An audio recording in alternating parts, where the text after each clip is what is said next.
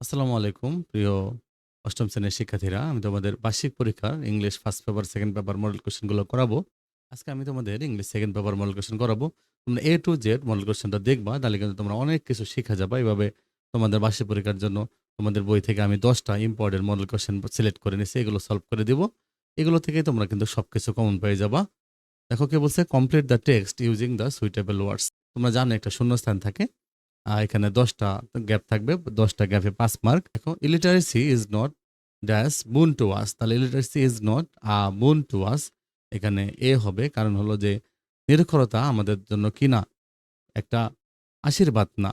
হ্যাঁ, বুন মানে আশীর্বাদ, শব্দটা মনে রাখবা, বুন মানে আশীর্বাদ, ঠিক আছে। It is undoubtedly a curse, আসলে এটা নিঃসন্দেহে একটা কি, অভিশাপ। It is undoubtedly a curse, মানে এটা একটা নিঃসন্দেহে একটা অভিশাপ। তাহলে বুন আর কার্স হলো অপোজিট ওয়ার্ড। বুন মানে আশীর্বাদ, আর কার্স মানে অভিশাপ।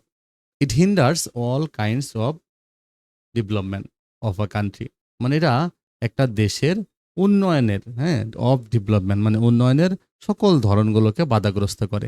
হিন্ডার্স মানে বাধা দেওয়া। Illiteracy causes great harm to us, এই নিরক্ষরতা আমাদের জন্য অনেক ক্ষতির কারণ। Since we are not aware of the gravity of the problem, যদি আমরা এই সমস্যার এই পরিস্থিতির যদি আমরা গুরুত্বকে যদি উপলব্ধি করতে না পারি, এই সমস্যার যদি আমরা কি ভয়াবহতার যদি উপলব্ধি করতে না পারি, সচেতন না হই, we can not take step to increase our literacy rate. এটা কিন্তু কি হবে, লিটারেসি হবে। হ্যাঁ, লিটারেসি। তাহলে আমরা কি করতে পারবো না, আমরা লিটারেসি রেটকে বৃদ্ধি করতে পারবো না। তার মানে since we are not aware of the gravity of the problem, এখানে অ্যাওয়ার হবে, তার মানে সচেতন হওয়া। মানে এই পরিস্থিতির ভয়াবহতা সম্পর্কে আমরা যদি সচেতন না হই, we can not take steps to increase our literacy rate, তাহলে কিন্তু আমাদের সাক্ষরতার হার, যে পড়ালেখার হারটা, সাক্ষরতার হার বাড়াইতে পারবো না। নিরক্ষরতা মানে কি, যারা লিখতে পড়তে জানে না, আর সাক্ষরতা মানে যারা লিখতে পড়তে জানে। তাহলে মানে আমি এই সাক্ষরতার হারকে আমরা ইনক্রিজ করতে পারবো না। তাহলে দেখো, লিটারেসির অপোজিট কিন্তু ইলিটারেসি। দেখছো, এখানে বুনের অপোজিট হলো কার্স। এটা কিন্তু খুবই ইজি দিয়ে এই শূন্যস্থানটা থাকে, যে তোমরা যত বেশি প্র্যাকটিস করবা তত কিন্তু তোমরা অনেক কিছু জানতে পারবা। অনেক সময় টিচাররা কি করে জানো, 1 নম্বর শূন্যস্থানটা তোমাদের 9-10 গুলো থেকেও দিয়ে দেয়, কারণ 9-10 তো এটা আসে, অনেক আসে বোর্ড কোশ্চেনে, তো এরকম একটা তোমাদেরকে কিন্তু দিয়ে দেয়। এই জন্য তোমাদেরকে এই 1 নম্বরটা যত সলভ করবা তত তোমরা পারবা, ঠিক আছে।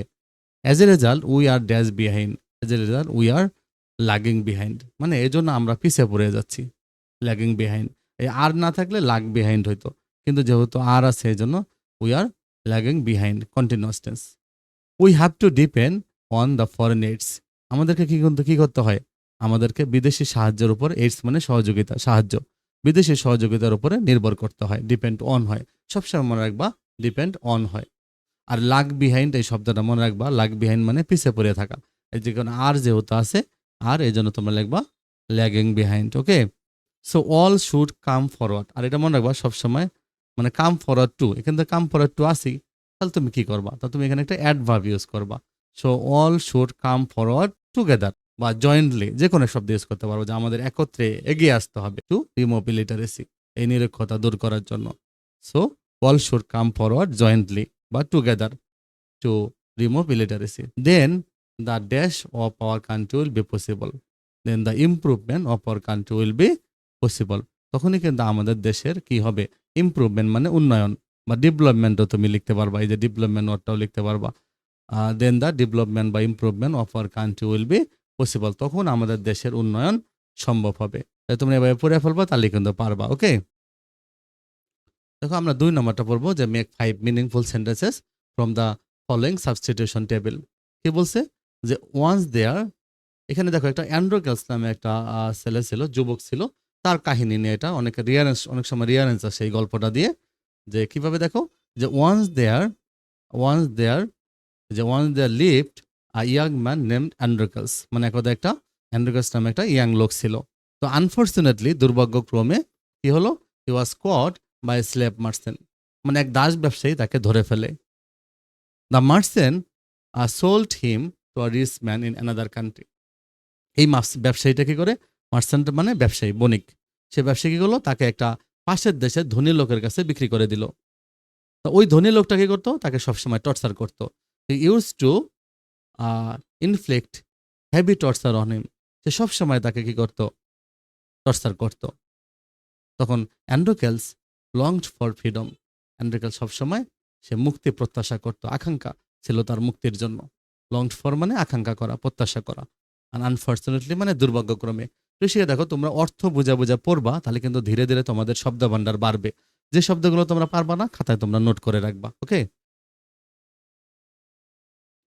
এখানে দেখো তোমাদের একটা প্যাসেজের মতো দেওয়া আছে, ব্র্যাকেটে ওয়ার্ডটা দেওয়া আছে, এটা তোমাদের চেঞ্জ করে লিখতে হবে, রাইট ফর্ম অফ ভার্বস। দেখো কি বলছিল, it is 15th August, August মাসের 15 তারিখ।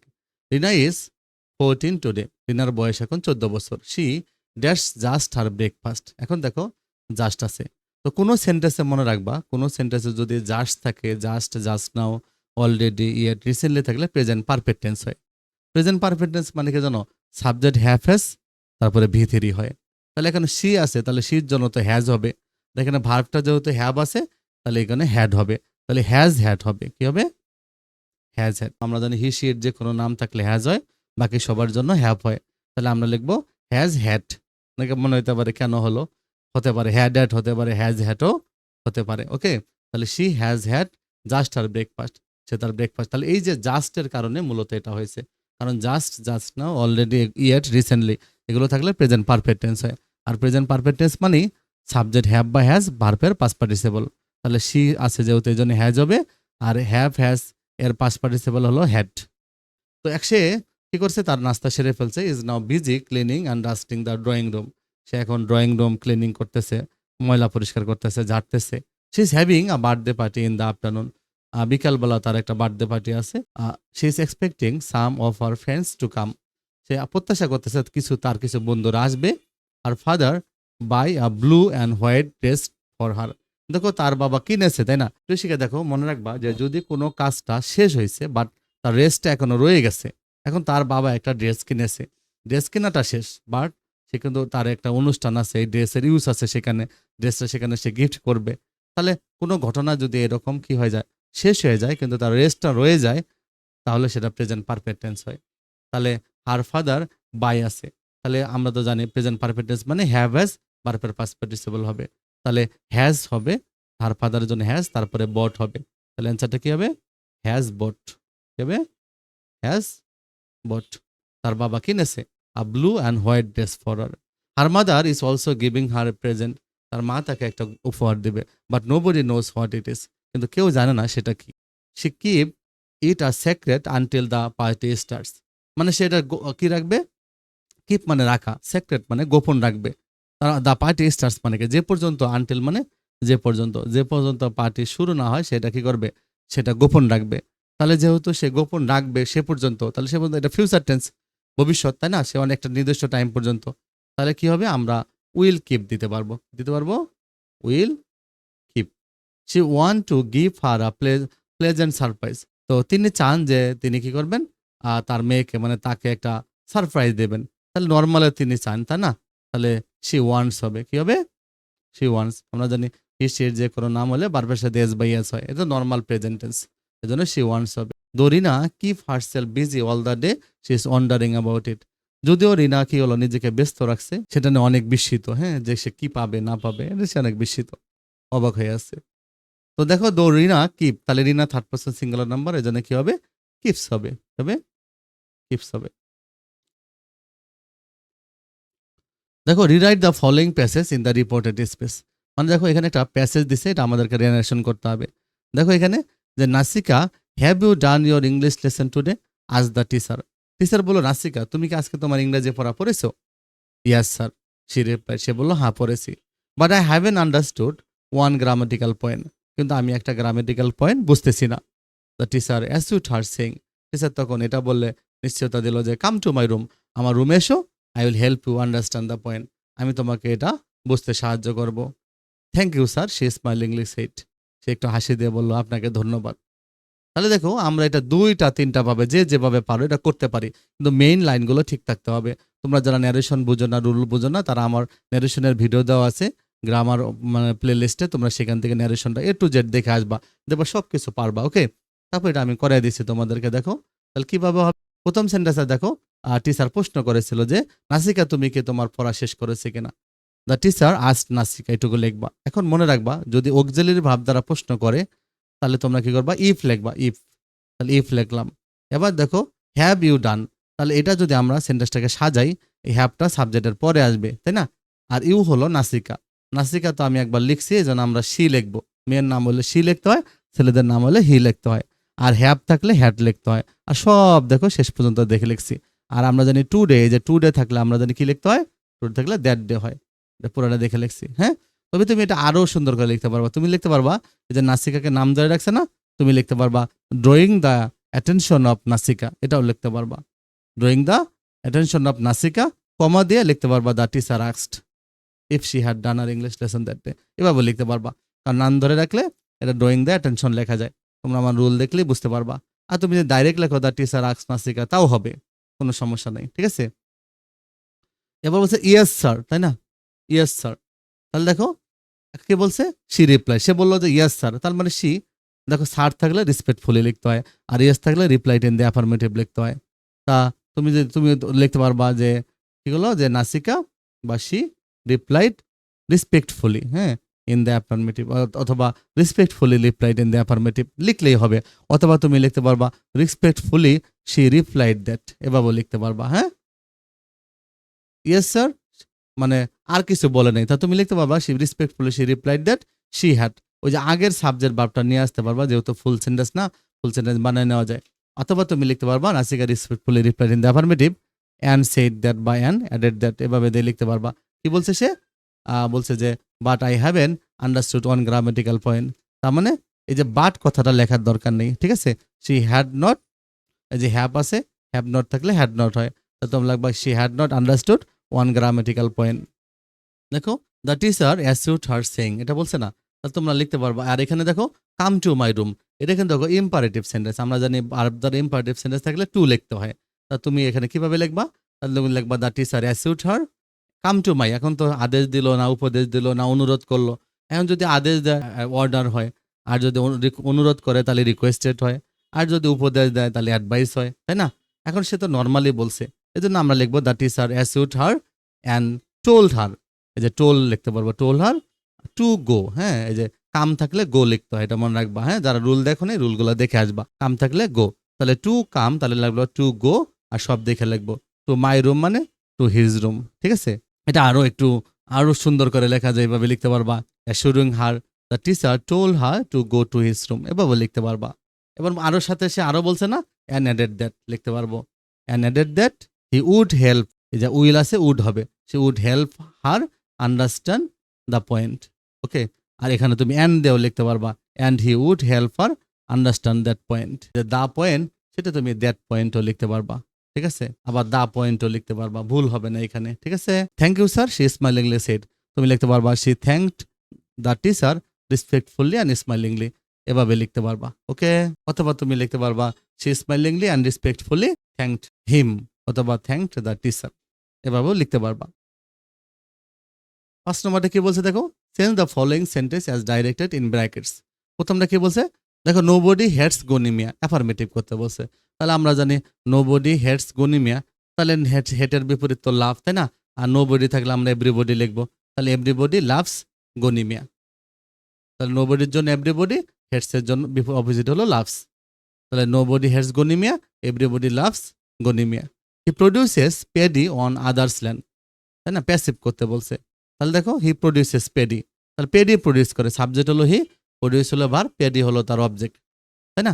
তাহলে আমরা কি লিখবো, paddy is produced, paddy is produced on others people land by him, paddy is produced on others people land by him. কারণ আমরা জানি যে এটা প্রেজেন্টেজ আছে, আর প্রেজেন্টেজে ভয়েস করার জন্য এম ইজ আর আনতে হয়, তাই না? তার পেডির জন্য আমরা ইজ আনছি।